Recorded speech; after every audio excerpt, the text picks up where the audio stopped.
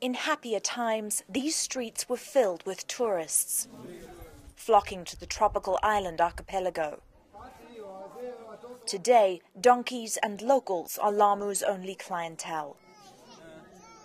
Everyone is trying to survive in an economy that terror has all but destroyed.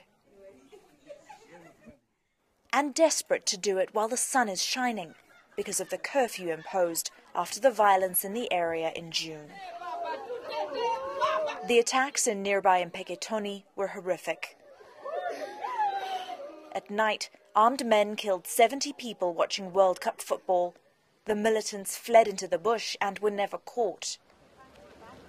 Police and the military were deployed to the region to protect civilians and to hunt down the attackers. A dusk-to-dawn curfew was imposed. That was about 4 months ago, and the rules of the curfew still stand. Anyone seen after dark is arrested. Boats once used for fishing, snorkeling or water taxis now lie beached, out of fuel, out of passengers. Mohammed BAKARI has been fishing here for 10 years. The situation is too bad on this island. When we brought our catch from our night-long expeditions in the sea, the shores were completely alive and full of people every morning. Now it is like death. Look around and see. The curfew has hit the industry hard, he tells us. Many fishermen are now out of work. Some have left. Hotels are shutting down too. Jobs lost. Tourists cannot come to Lamu if we in Lamu ourselves are not enjoying our freedom. In Lamu, everyone, despite their different businesses, rely on tourists. But now we are locked down by this curfew, which has really paralyzed the economy of this island.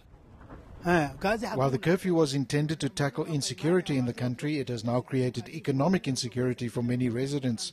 Fishing equipment stolen and shops are broken into at night because the shops are not guarded by those employed to, for they are also indoors for the curfew. As the day finally draws to a close, residents call out to one another. It's almost time to go home if they are to stay out of trouble. People have to close shop earlier than usual before the police take over. I have been selling this for the past 10 years, and I have never witnessed such tough times. Before I could sell up until 10 p.m., but now I'm forced to close down at 6:30 because of the curfew. By twilight, police have hit the streets to enforce the curfew. Lamu is quiet, perceived to be safe, at least for now. While residents are calling on the government to protect them, they also want to be set free and be given a chance to earn a living.